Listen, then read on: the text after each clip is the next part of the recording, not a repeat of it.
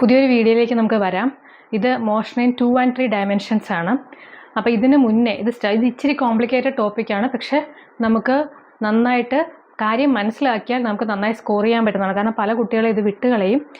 But വളരെ ഈസിയാണ്. ചിലർക്ക് ബുദ്ധിമുട്ടായിട്ട് തോന്നാം. അപ്പോൾ അത് കുറച്ച് നമുക്ക് ഈസി ആയിട്ട് നന്നായിട്ട് എങ്ങനെ പഠിക്കാമെന്ന് നോക്കാം. അപ്പോൾ അത് ചെയ്യുന്നതിന് മുൻപ് 2-3 കാര്യങ്ങൾ നിങ്ങൾക്ക് അറിയാമായിരിക്കും. എന്നാലും ഞാൻ 2-3 കാര്യങ്ങൾ ബേസിക് ഒന്ന് പറഞ്ഞിട്ട് ആ ടോപ്പിക്കിലേക്ക് കടക്കാം. മെയിനായിട്ട് നമുക്ക് സൈൻ തീറ്റ, കോസ് തീറ്റ, ഇതിൻ്റെ വാല്യൂസൊക്കെ എപ്പോഴും നമ്മളൊന്ന് തറവായിരിക്കണം. എപ്പോൾ ചോദിച്ചാലും പെട്ടെന്ന് അറിയാൻ പറ്റുന്ന രീതിയിൽ എങ്ങനെയാണ് നമ്മളത് ഓർത്ത് വെക്കുക. ചിലപ്പോൾ പലപ്പോഴും കൺഫ്യൂഷൻ വരും. ഇനി 1/√2 √3 ആണോ 2/√3 ആണോ എന്നൊക്കെയുള്ള കൺഫ്യൂഷൻ വരും. അപ്പോൾ അതുകൊണ്ട് അതൊന്നും ആദ്യം നമുക്ക് നോക്കാം. അത് കഴിഞ്ഞിട്ട് ഈ പറഞ്ഞ മാതിരി വെക്ടേഴ്സിൻ്റെയും ഒരു ബേസിക് ഐഡിയ കഴിഞ്ഞിട്ട് നമുക്ക് പ്രോബ്ലത്തിലേക്ക് കടക്കാം. അപ്പോൾ ഈ സൈൻ തീറ്റ കോസ് തീറ്റയുടെ കാര്യം ആദ്യം പറയാം. സിമ്പിളായിട്ട് നമുക്ക് എങ്ങനെ കണ്ടുപിടിക്കാൻ പറ്റുമെന്ന്. ആദ്യം ഒരു ഫിഗർ ഇങ്ങ് വരയ്ക്കാം.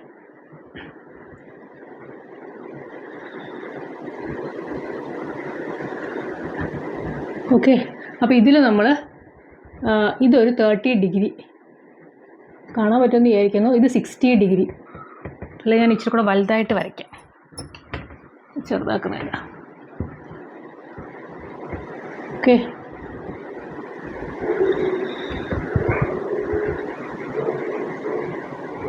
ഓക്കെ, ഇത് 30 ഡിഗ്രി, ഇത് വന്നിട്ട് 60 ഡിഗ്രി, ഇത് നമുക്കറിയാം ഇത് 90 ഡിഗ്രി. അപ്പോൾ 90 ഡിഗ്രി ഉള്ള ഒരു ട്രയാങ്കിൾ നമ്മൾ വരച്ചിട്ടുണ്ട്. ഇതിൻ്റെ ബോട്ടം √3. അത് ഓർക്കാൻ എളുപ്പമെന്ന് വെച്ചാൽ 3 ഉള്ളിടത്ത് √3. ഓക്കെ, ഇനി ഇങ്ങനെയുള്ളിടത്ത് വെർട്ടിക്കലായിട്ടുള്ള ഭാഗത്ത് 1 പോലെയല്ലേ എഴുതിയിരിക്കുന്നത്, അവിടെ 1 കൊടുക്കുക. ഇനി ഇവിടെ 1ഉം ഇവിടെ √3 ആണെങ്കിൽ ഇവിടെ എന്തായിരിക്കും?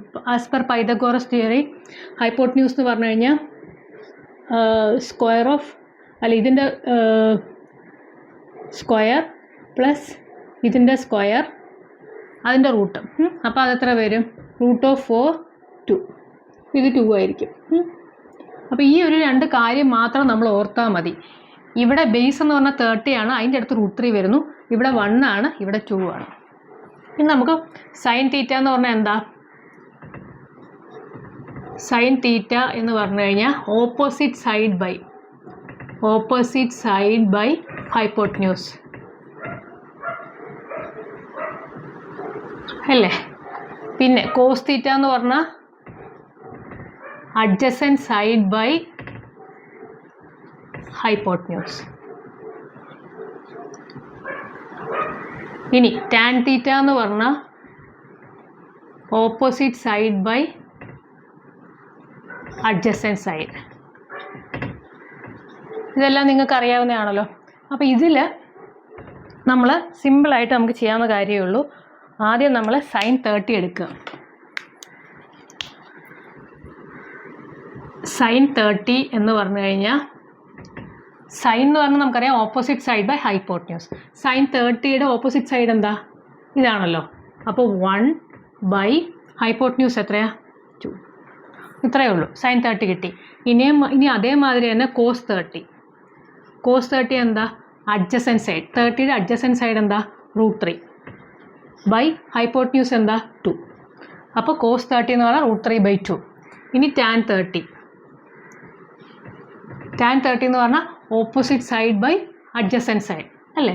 അപ്പോൾ ഈ ടാൻ 30യുടെ ഓപ്പോസിറ്റ് സൈഡ് എന്ന് പറഞ്ഞാൽ 1. അഡ്ജസൻറ്റ് സൈഡ് എന്താ? √. അപ്പോൾ ഇത് നമുക്ക് ഒന്നും കാണാതെ പഠിക്കേണ്ട കാര്യമില്ല. ഈ ഫിഗർ മാത്രം ഒന്ന് ഓർത്തിരുന്നാൽ മതി. ഓർത്തിരിക്കാനുള്ള എളുപ്പവഴി ഞാൻ പറഞ്ഞു. 30 ബേസ് ആണെങ്കിൽ ഇങ്ങനെ ഒരു ട്രയാങ്കിൾ വരയ്ക്കുക.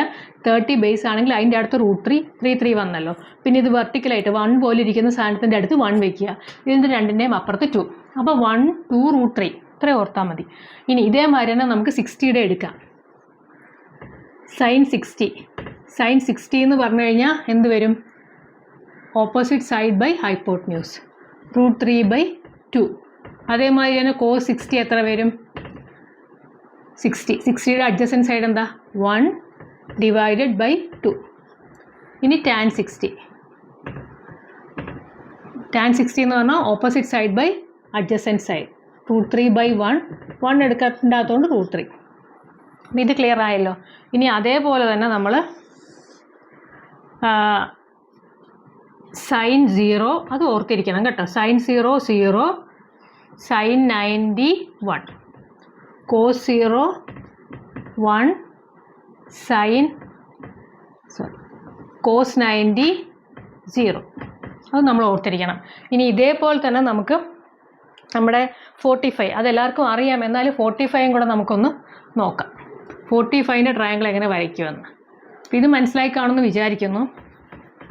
45ൻ്റെ ട്രയാങ്കിൾ വരയ്ക്കുമ്പോൾ നമ്മൾ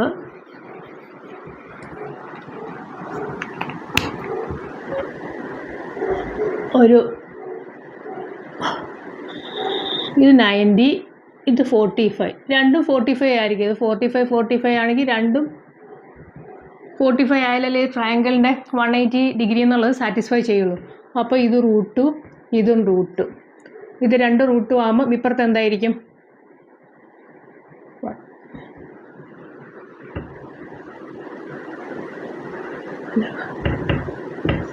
√2 പ്ലസ് ഇതിൻ്റെ സ്ക്വയർ പ്ലസ് ഇതിൻ്റെ സ്ക്വയർ 4 അല്ലേ? അപ്പോൾ അതിൻ്റെ റൂട്ട് എന്ന് പറഞ്ഞാൽ ഇവിടെ 2. അപ്പോൾ ഇത്ര ഓർത്താൽ മതി. ഇതിൽ ഇതുപോലെ തന്നെ സൈൻ 45 എന്ന് പറയുന്നത് എന്തായിരിക്കും?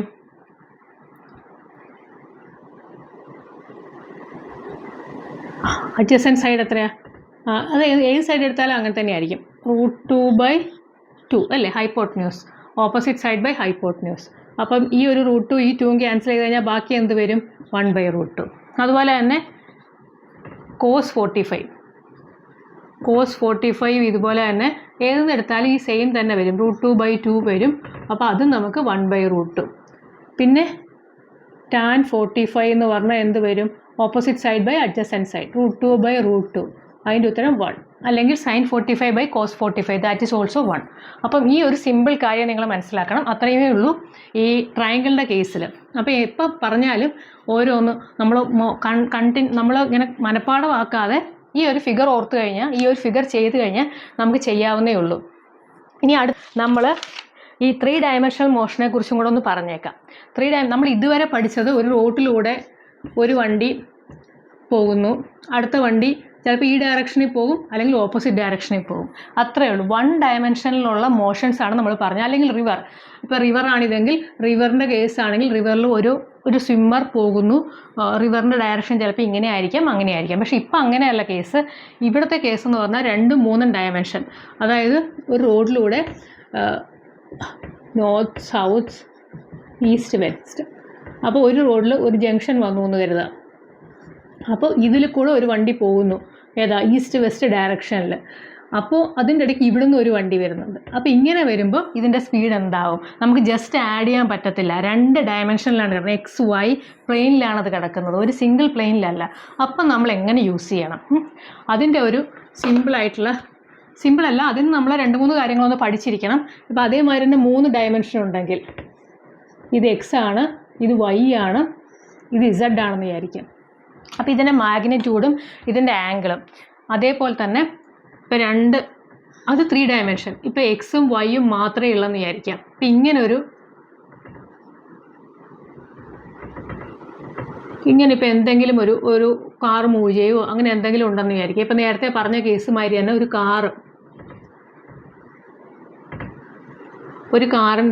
കാറ് മൂവ് ചെയ്യുന്നു.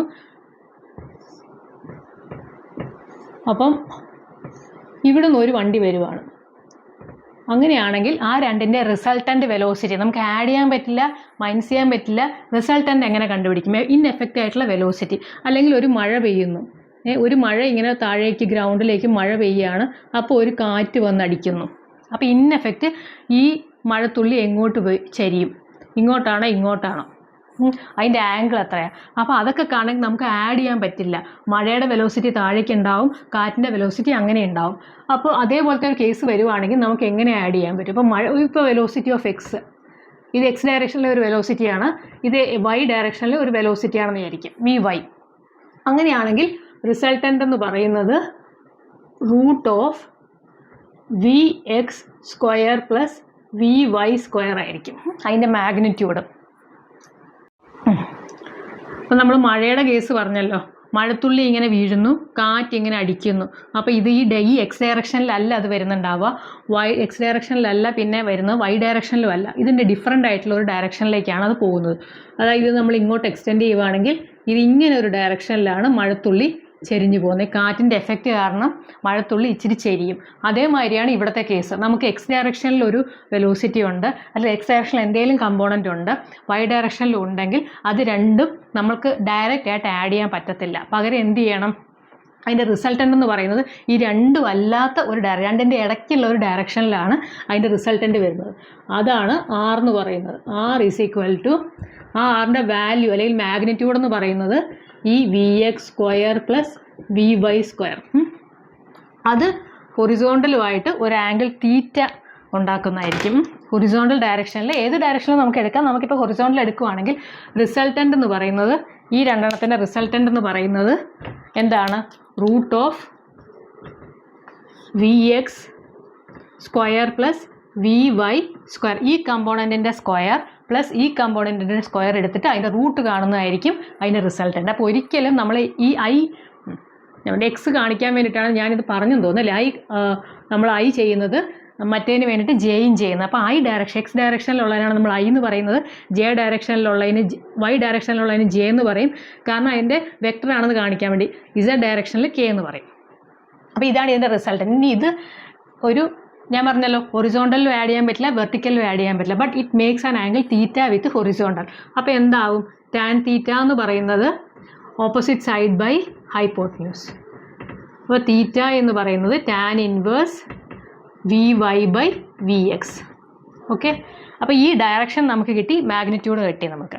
അപ്പോൾ ഈ റിസൾട്ടൻ്റ് ആയിട്ട് ഈ രണ്ട് ഫോഴ്സോ രണ്ട് വെലോസിറ്റിയോ അല്ലെങ്കിൽ രണ്ട് എക്സ് ഡയറക്ഷനിൽ രണ്ട് മാഗ്നിറ്റ്യൂഡ് നമുക്ക് രണ്ട് ഡയറക്ഷനിലാണ് ഉള്ളതെങ്കിൽ അത് നമുക്ക് ഒരിക്കലും ആഡ് ചെയ്യാൻ പറ്റില്ല.